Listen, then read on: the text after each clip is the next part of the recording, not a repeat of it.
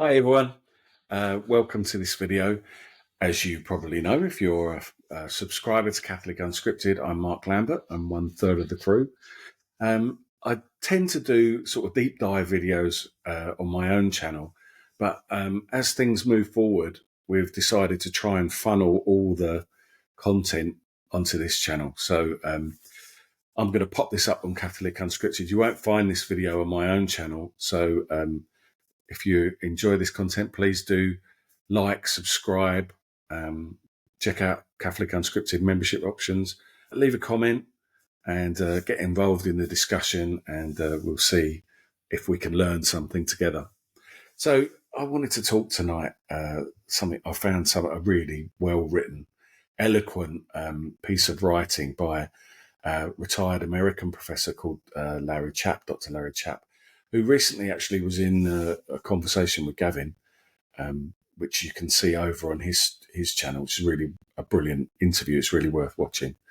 And this is someone that I've been watching and reading his stuff for quite a long while because he's very calm, very measured. He's not radical in any way, plays nice with the trads, but also, he's very firmly a sort of Vatican II hermeneutic of continuity sort of guy. And that's very much where I find myself. I'm very comfortable with tradition. I love the church. I love the treasure and the beauty and I think we're in this bizarre situation at the moment after Traditionis Custodes, where we're having a kind of unity foisted on us, which is deeply ironic because we had unity before the Novus Ordo was introduced. And I'm not averse to a reverent Novus Ordo. And what I can see is that the people who are following tradition, going for the Usus Antiquae, the 1962 Missal, are people who are looking to deepen their reverence and that's a beautiful thing. I don't know why we would have a problem with that. But in any case, I really loved Pope Benedict XVI, his mind, his intellect, and he was someone who everything he said fed me spiritually, fed my faith, gave me confidence, helped me to understand difficult issues. I waited for every encyclical, So Larry Chapp's blog is Gaudium et Spes 22, which is a particular part of one of the Vatican II documents, if you don't know, which is about the Christocentric sort of ressourcement. Ressourcement was this theological idea of returning to Scripture and the person Christology, the centre of the faith being the person of the God-man, Jesus Christ. So I think it's a beautiful thing. So that's a little bit about Dr. Larry Chapp. Now, I think, so to give you some context of this, we all know that there's something going on in the church at the moment. Well, and it has, I'm not just now, it's been going on, it's a crisis of this century, It's been going on since probably the 1950s that there's been, and you could say that Pope Pius X in Dominici Pascendi really called out the problem in terms of laying it out as a modernist problem, the encroachment, if you like, on modernism on the revelation given to us by Jesus Christ. So the temptation post-Enlightenment for man to abandon faith as superstitious and instead to adopt an epistemology, a theory of knowledge that is based purely on rationality, on the things that you can touch and feel and prove. And you can see in the Enlightenment, people like René Descartes, if you ask me, I'd say that Descartes was probably one of the biggest problems in all of this, even though he was a Catholic in the Renaissance trying to prove the existence of God, when he came out with his famous epithet, I think, therefore I am, cogito ergo sum in Latin, because what he's trying to do is reduce what we can know to the lowest common denominator, and he's saying that that is me. And you could, but I mean, looking with the benefit of hindsight, obviously hindsight's a wonderful thing. You could say that that is a Cartesian, like from Descartes, turning towards the self. So it's a moving away from our understanding of everything in an objective sense to a more subjective sense, that we stopped thinking about ourselves as part of something, as contingent in this wonderful creation, and started to think about ourselves as the center of that creation, and that everything affected us rather than us playing a part in it.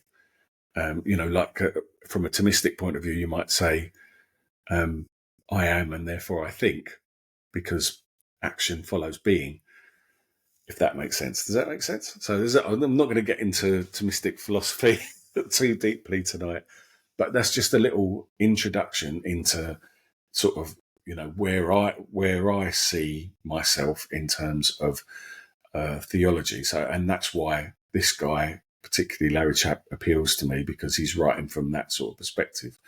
And it's a perspective, it's not I'm not into conspiracy theories or anything like that. I don't believe that God would give us a church that, pulls the wool over our eyes so badly. So like sedevacantism and all that sort of thing, it just doesn't make any sense to me at all. So even though we've got, serious problems with the Pope, so I believe in, I often say on my own channel, recognise and resist. We've got to recognise what the problems are in an intellectual sense. We're not idiots.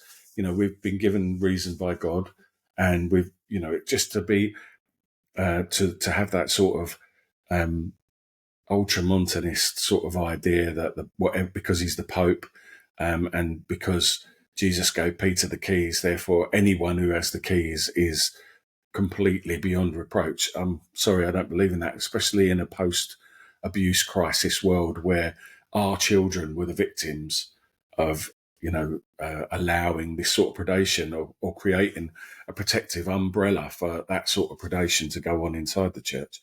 There's no excuse for that, and I would very much advocate a zero tolerance policy in that regard. So the way that we have to do that is by being honest, and I think we have to have honest theological conversations. One of the problems that I've got with the current papacy is the fact that there is a surprising lack of courage among bishops and clergy. I mean, more and more are speaking out, cardinals and bishops, and even now bishops' conferences with Africa on fiducia supplicans. But hey, look, we all knew that there were problems much earlier on, and it's taken all this time for anyone to sort of pluck up the bottle to say anything, and that really sort of shocks me. Of course, early on you had people like, probably the best known English theologian, was a Dominican, now Norbertine, Aidan Nichols, who very bravely spoke out, and he was cancelled. You had the Dominican Thomas Wynandy.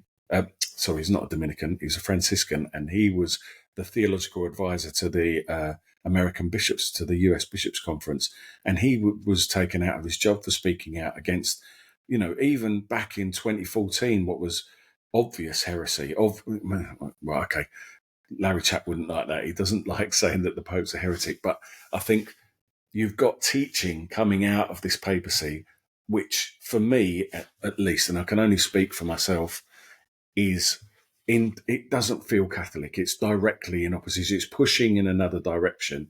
As St. Paul says in Galatians, it's another gospel. That's how it's plain, the plain and simple reality of it to me. So it's deeply troubling, because as much as anything else, it's undermining the authority of the See of Peter, the authority of the church to teach. And this has been something which has been greatly under pressure since the Enlightenment. It's been something that we've been working to put right. And Pope John Paul II did great work in that regard, and that was forwarded then by Benedict XVI to show that the faith is reasonable.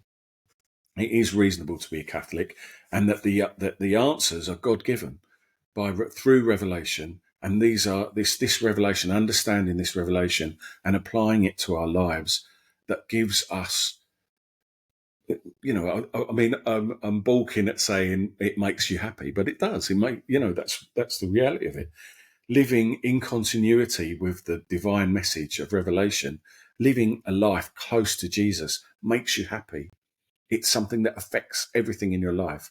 It affects your relationships. It makes you a better husband, a better father, a better son, a better brother, a better sister, a better mother, So it affects all of your relationships. It affects the way that you see other people. It affects the way that you react to things at work. And your interactions. You're less angry, you're more patient. You see the dignity of other people much more, and you care about them, and you want them to be happy, which is really why we're doing this channel, to sort of share some of that wisdom perhaps with you. So if you don't know, I've been involved in the church for years and years and years. Love it, love being a Catholic, love the Catholic faith.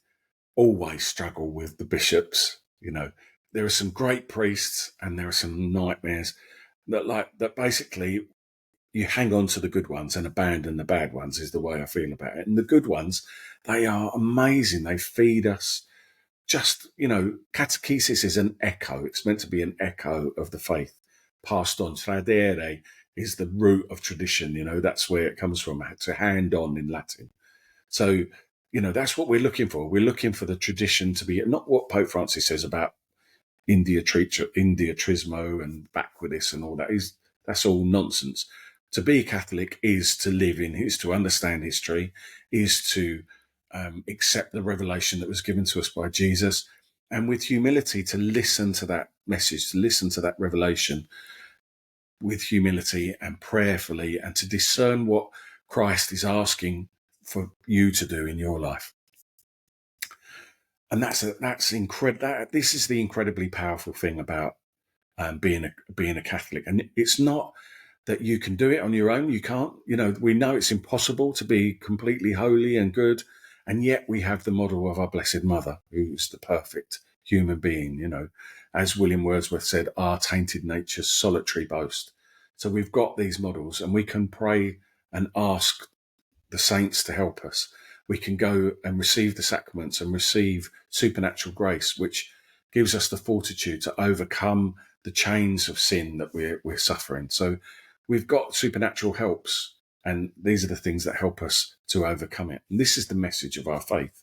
And instead of that, when we've got prevarication among the bishops, or a lack of unity, or when that message isn't clearly spoken, then we get apostasy. We get people falling away from the faith. And you see it particularly, one of the great cares of Gavin and Catherine and I is the education system, because especially in the UK, I know we're very privileged with a lot of overseas viewers. And obviously I know a bit about the American system. I'm not so sure about Australia. But in the UK, we basically have this wonderful system where the Catholic Church pays for the buildings and the land and 10% of the running fees throughout the year, and the government pays the other 90% of the running costs. Because, that might sound that there's a lot of pushback from in political sense. They want schools to go secular, but ultimately, if you think about it, it's quite a good deal for the government, because they have to educate these kids anyway. So if they let the church do it, they basically get in a discount. That's sort of the way that we sell it to them. But then the idea is that the schools are, indoctrinating the children. That's sort of the payoff, is that we're allowed to have a Catholic ethos. And why are we doing that? Because we believe that the Catholic faith is the best way to live your life. And yet, the bishops, let alone that, I'm not even going to bother with the teachers. I mean, God, there are some amazing Catholic teachers out there who are working really, really hard to bring the faith to the children. But I would say in the vast majority of schools, they've given up. They're just not doing it at all. In fact, it's almost worse than a secular school. And I've sent my fifth child, the first one that I've sent, to a secular secondary school. So that's from 11 up until they do their first set of exams.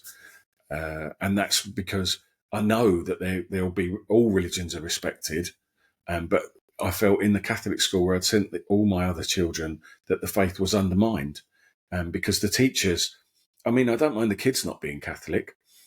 It is the point of evangelization after all. Like, let's bring them in and evangelize them, but they're not doing that at all.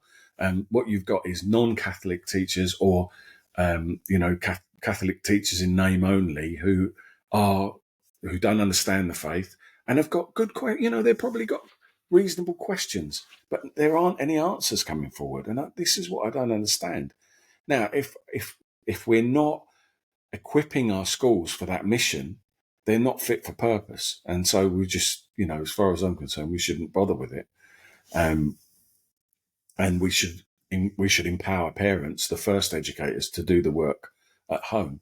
And that's what you see increasingly, obviously, in America, where you've got the homeschool movement, and parents taking that rightly, that responsibility for teaching their children. So we've got a crisis of catechesis, yeah, and it's because it seems like bishops don't believe the faith. That's, and some priests don't believe the faith. So this is like something I've lived with for quite a long while now. And Larry Chapp has written this excellent report on this precise issue in Catholic World Report. And I have to share it with you because I just think it's absolutely brilliantly written. And I haven't seen a more precise skewering of the situation, really. And he's entitled it Holiness and the Desperate Need for Saints in Between. The modern saint is called upon to bring heaven into hell, so that many are into that hell that so many are experiencing today, in order to conquer it from within and thereby to transform it through the power of Christ. I mean, I think that's just it's just brilliant already, because so many people that I meet in life are in hell, especially at work, where I've got, there's a lot of young people, and you end up, very privileged that they come and talk to me about their lives and the things that they're struggling with, the amount of, sexual deviancy and pornography, and it's awash with all this kind of stuff, and it leads to relationship problems and, lack of people who don't feel fulfilled, and there are all kinds of problems. So that's exactly the work of the saint. That's exactly what we should be doing. We have got the good news, people, and we need to be bringing that good news to the world. It's really, really why, if you want to talk about Vatican II and doing Vatican II like Pope Francis always is talking about, that's what Vatican II called for the laity to do. So he continues, a new study released by the Pew Research Center indicates that 29% of Americans now self-identify as having no religious affiliation of any kind, and only 63% of Americans identify as Christians, which is 12% lower than just a decade ago. This is just the latest indication of a trend in America towards greater secularity that has been fermenting on the wort of the American way of life for about a century or so. The situation in Europe is even worse, as a broad and deep secularism has supplanted Christianity among the historic populations of old Europe, even as Islam rises exponentially due to immigration. And this is so true. What fascinates me about the rise of Islam really is that I've been involved in martial arts, training martial arts for about 30 years, and we had a lot of Muslims training with us. Now, great guys, I got on really, really well with them, but they have got a view of Western culture, secular Western culture, as morally bankrupt. They see it as morally bankrupt. And we have got no defense to their ideology. They're pushing in with their beliefs, and they believe, they've got strong beliefs because it's taught, basically. I suppose is the best way to explain it. But there's no dissent, obviously, in Islam. To be an apostate is, you get the old good night Vienna. So they even if they fall away a little bit, then they consider that they are still Muslims. And as they've got this sort of disregard for our culture. And when you see the confrontation of the two cultures, we haven't really got any defense against that because we don't believe in anything.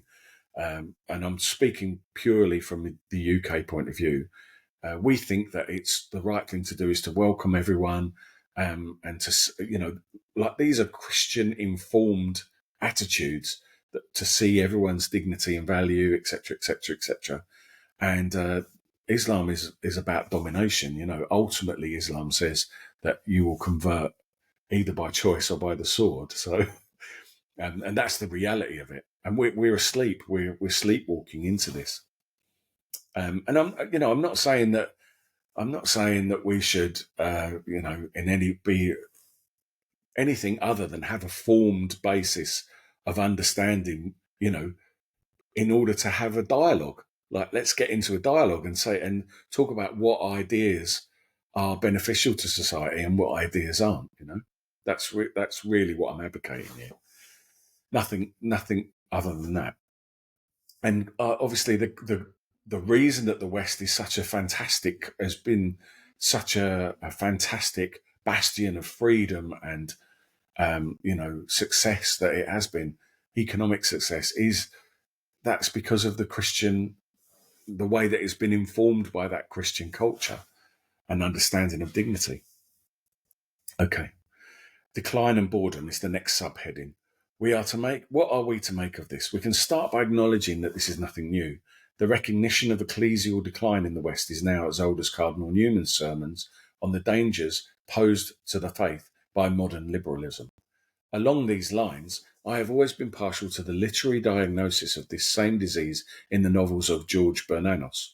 The reality of what we face was powerfully encapsulated in the opening page of his masterful 1936 novel, The Diary of a Country Priest, where the young curé of Ambricourt, the saintly hero of the story, says, "Mine is a parish like all the rest. They are all alike. My parish is bored stiff. No other word for it. Like so many others, we can see them being eaten up by boredom, and we can't do anything about it. Some day, perhaps, we shall catch it ourselves, become aware of the cancerous growth within us, but you can keep going a long time with that in you." Boredom is a slippery term that can mean anything from the normal emotional fatigue that sets in when one is engaged in the drab duties of life, up to the deep existential acedia of one who has simply grown world-weary and has become jaded to life itself. But I would submit that it is one of two main reasons why millions have abandoned the faith. The other reason is the cultural memory of ecclesial evils. More on that in a bit. The boredom that Bernanos is referencing is of a unique kind that is peculiar to Catholic communities, and have incrementally and silently abandoned the faith in the sacraments as encounters with Christ. That faith has been replaced with a secular simulacrum wherein the outward form of the sacraments remains, while the inner life has been hollowed out and replaced with a banal ideology of a deeply channelized and profoundly intolerant cult of self-fulfillment and material well-being. That is so accurate. And it speaks really to the apathy. As a catechist with young people, especially, this is what you see from the young people, is complete apathy. And they're absolutely convinced that they understand what Catholicism, what Christianity, what the message of Christianity is. And they're absolutely convinced that it can have no effect whatsoever on their lives. They have lost touch with any idea of the supernatural. And the priests, like the vast majority of clergy, forget the bishops, they're not even in the game. They have no confidence in the message of the gospel to break through that apathy. And what I find is when you give them that truth, that they are on fire for that, for a countercultural message. So it can be done, is the answer. We see this everywhere in today's anodyne, suburbanized Catholicism, now made safe for the culture of the cul-de-sac. Even most of our churches built since 1958 look like those cul-de-sacs. Round, self-referential and aesthetically drab in their cookie-cutter, concrete, brutalist minimalism. They inspire nothing and spiritually provoke even less. Designed for liturgies which seemed designed to induce an anaesthetised somnambulance, their wide doors of modern aluminium and tempered glass have become the exit turnstiles of no return. That's beautiful. If something so true, and deeply saddening could be beautiful. But as someone born in the 70s, I mean, obviously, my formative years were the 80s, which were pretty spectacular years, let's face it. But I do look at a lot of the church buildings today and go, what on earth was going on here? What were they thinking? I live in Brentwood Diocese in Essex in England, and you can see what's going on with some buildings, like, for example, the Brentwood Cathedral, which is this sort of Palladian mansion, and it was built by an atheist, So um, you can see that there's all kinds of different influences going on there, but there's virtually next to no religious iconography in the building at all. It looks like a Masonic meeting hall. I remember we had a Spanish family living in the parish for a number of years, and we met up there for like they had this family liturgy, like a mass for families in the diocese. And we met this big Spanish family up there, and the mum was going, "What is this? What is this?" She couldn't get over how awful the cathedral was, and that's not bad compared to a lot of places, Back to the article. Bananos saw this malaise of boredom long ago. What he was pointing to is a moribund Catholicism that has gone to seed like a dandelion long past its fruitful floration, and which has dispersed its seeds into the buffeting winds. What remains may still be outwardly green, but it now has no discernible purpose, and soon its greenery will be dead, even if the roots remain. Thus, there is also an air of putrescence about this modern and bored Catholicism, with a lingering stench that is the telltale signature of dead things decomposing. In spite of the deodorizing bureaucratic apparatus, chanceries try to blanket over the rotting corpse. As Nicholas Berdyaev noted, the spirit of bureaucracy is the deepest inner voice of the modern soul, and bespeaks a funeral orientation to control through management techniques that is the mark of the beast. This boredom in the church is the result of a church which, as the Italian philosopher Giorgio Agamben points out, has abandoned its eschatological messianic time of expectation of a supernatural inbreaking with the purely immanent and horizontalist time of a de facto atheism in practice. So true. It is a church which bores because it is a church that no longer communicates. It actually really believes in anything. It is a church that has embraced modernity's worldview of a pure immanence with a globalist ethic. A pure immanence with a globalist ethic. There's no expectance, there's no transcendence. Everything is now. Ecclesial sins, compromised witness. And then there is the reality of ecclesial sins, which, despite numerous apology tours by various popes and prelates, remain deeply entrenched in the popular consciousness, since none of the prevailing vices that caused these sins in the first place have been exorcised from the church, and now it seems more regnant than ever, but in a different guise. Certain images from the church past have a staying power in modern consciousness that we simply cannot casually dismiss through a cheap apologetics that is itself a sanitized, tendentious caricature of the church. Those sins and failures remain stubbornly embedded in the modern mind, rightly or wrongly, owing to the deep incongruity that these images create between who the church says she is and how she actually believes. And this is what we call the horizontal and the vertical dimensions of the church. So when we talk about the holiness of the church, we're talking about that vertical dimension, yeah? So it's the connection to heaven. But on the horizontal level, it's always, the hospital for sinners. It's always full of broken men. But even in my own lifetime, when I talk to friends about their experiences of priests when we were growing up, 30, 40 years ago, our memories are of truly inspirationally holy men, men that the holiness oozed out of them, that you felt so blessed to be in their presence.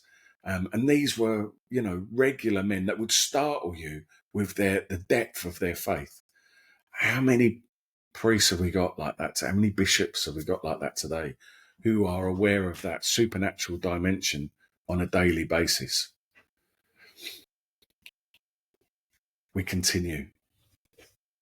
Nobody is shocked, for example, when it turns out that there are sexual abuses happening in a brothel.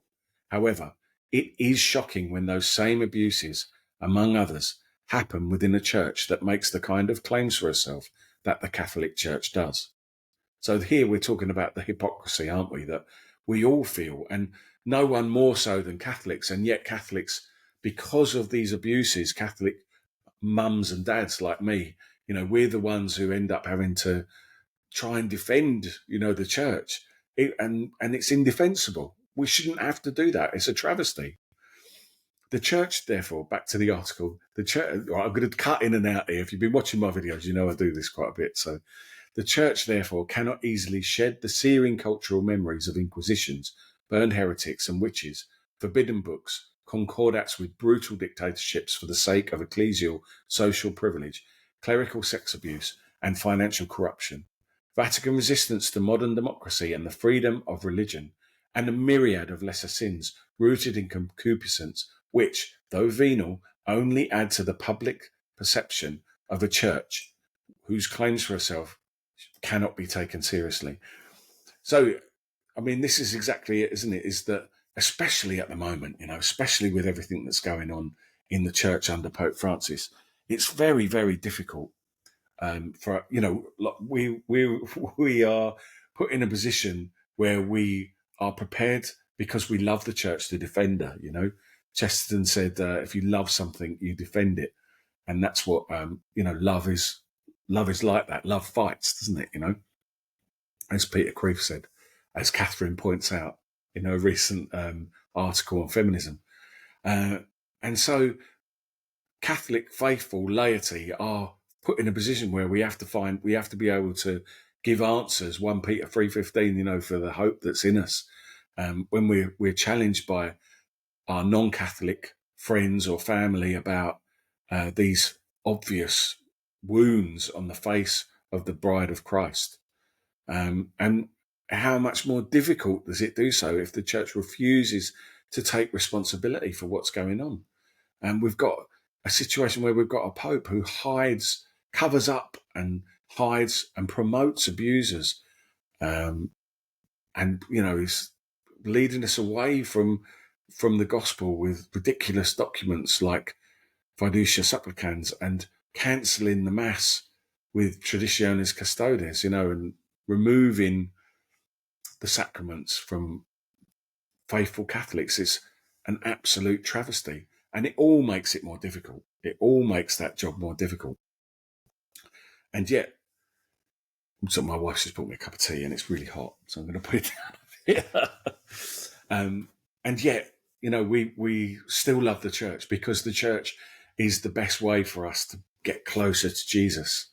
And so we have to hang on to that reality of our faith and not let these things become distractions that keep us away from Jesus. But it is a factor, and that's why we have to, and that's what I love about Larry Chapp. We're saying no, aren't we? We're standing up against, we've got to stand up against it. We've got to disassociate ourselves from those evil things. We've got to be able to say, these are evil things that, are not part of what I believe in. This is not what the church should be. And we have to have the courage to do that. And we shouldn't be worried about doing that either. Okay, continuing on. Furthermore, the church can invoke ex operato all she wants and can appeal to a divine origin. Perhaps if you don't know, that means by the works worked, ex operato. And it means that even it's not that the graces that transmitted by the sacraments isn't reliant on the holiness of the individual person. Does that make sense? So even if the priest is a sinful man, the church is Christ working through the priest that confects the Blessed Sacrament, for example, which guarantees that in some real and mysterious way she will always be the body and the bride of Christ. But it will all mean nothing to the denizens of our time and space, since it will come across as hollow posturing at best, and at worst will appear as the wild gesticulations of an attention-starved, aging movie star whose former glory has faded into a pathetic nostalgia. If holiness in the church is always a palimpsest hidden under an overlay of pornocratic corruption, it's hard to see how an average person can be expected to do the work required to restore the original image hidden under centuries of varnished overlays of mendacity and debauchery. We are called to holiness, and the church has to encourage and reflect this. It has to reflect it because our leaders have to be seeking that holiness themselves. They have to see it as something worth striving for, and they have to be able to encourage us in that challenge ourselves. Caught between the boredom induced by church on the move and the perceived preposterousness of the church's claims for herself, our culture and our church opts for the construction of superficial compromises. Saints living in the threshold. The way out of this mess is difficult to see, and I have no insights to offer that are different or superior to those offered by many others. I therefore double down on my repeated theme of sanctity in a deep cruciform, Christological form, as the most profound answer that can be given. So he has got an answer, and it's quite a good one, I have to say, which is why I thought I'd share it with you. Therefore, what we need are modern saints, but saints who can live within what Romano Guardini called the threshold between heaven and earth. It is that realm of the in-between metaxis spoken of by various modern thinkers from Eric Vogelin to William Desmond, but in this case it includes, as well as the ability from within an eschatological prolepsis of heaven, to also empathetically participate in the antechamber of hell, so many are experiencing. The modern saint is thus called upon to bring heaven into that hell in order to conquer it from within and to thereby transform it. The saint, therefore, cannot live above or beside or underneath this desolation, but must live through it to get beyond it and into the resurrection out of death that only Christ can bring.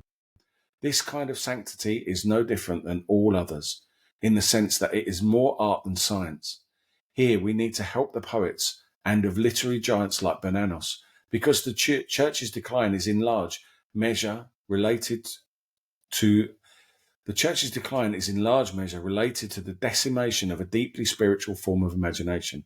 We have failed to imagine that the truest source of our dismal cultural situation is a specific refusal of the theodramatics that undergirds our existence and defines the meaning of our existence and the meaning of history. It is a refusal of the very category of spiritual decision as something critically determinative into any concept of a meaningful life and as something deeply consequential for purposeful happiness. The question of existential spiritual decision as the defining moment of any life in a constitutive way is dismissed as meaningless and even dangerous, and the God who proposes it to us as a provocation is nullified by explaining it away as nothing more than a dyspeptic, epiphenomenal fantasy generated in the heat of repressed anxiety and sexual desire.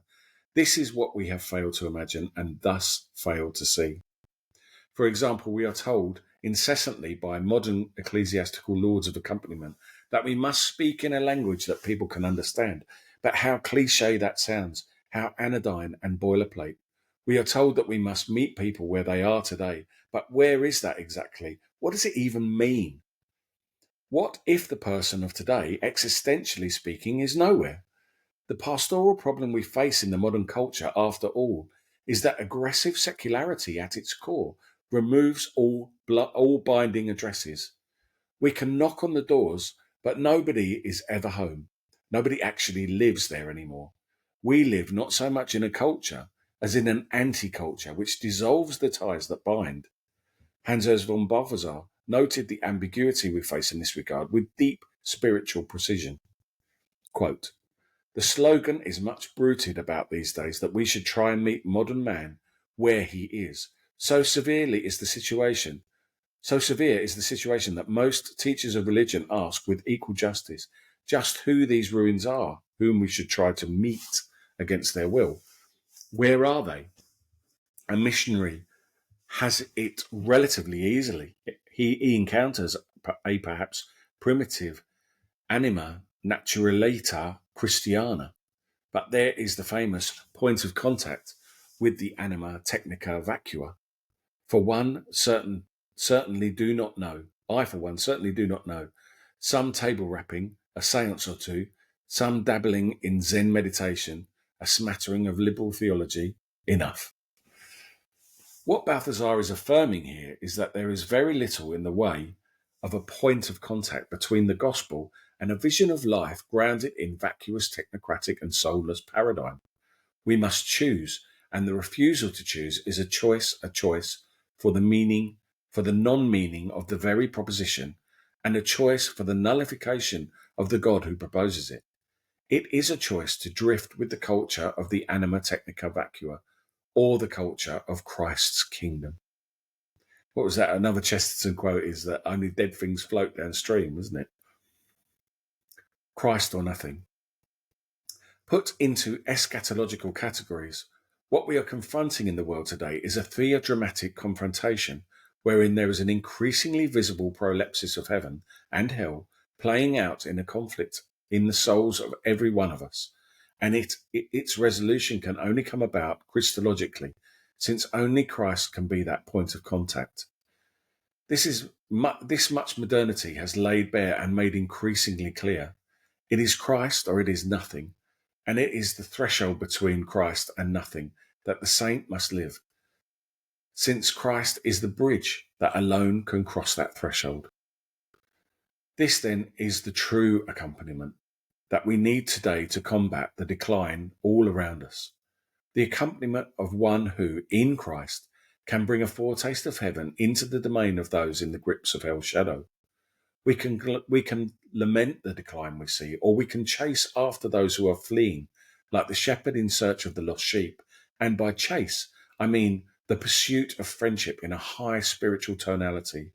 We must be able to live in the in-between and to bridge it in Christ.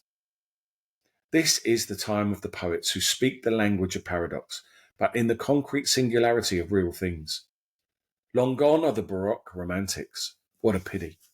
But perhaps our own era may yet generate a new form of the sanctified romantic, for only such saints can make Christianity weird again.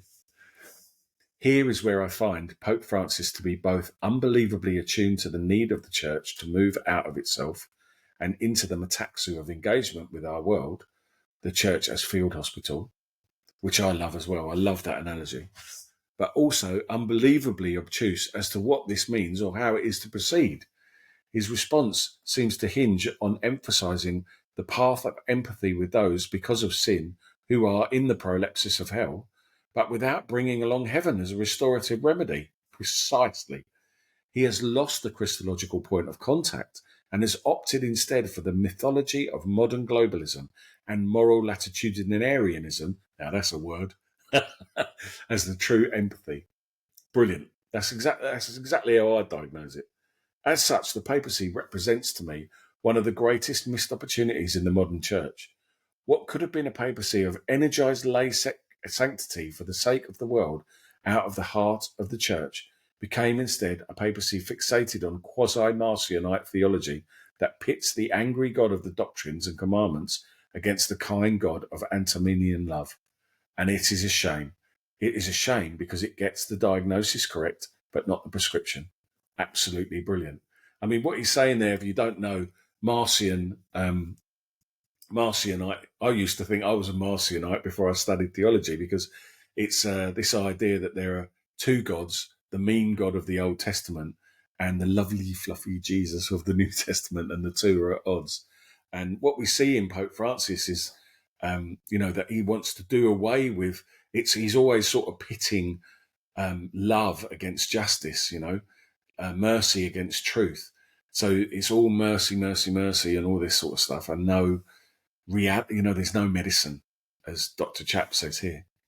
So, I mean, I'll put a link to that in the show notes here. I hope you enjoyed it. I hope you found that useful. I'd say it's certainly worth having a read through at your leisure and making a note of your favourite bits. But please do get engaged in the comments.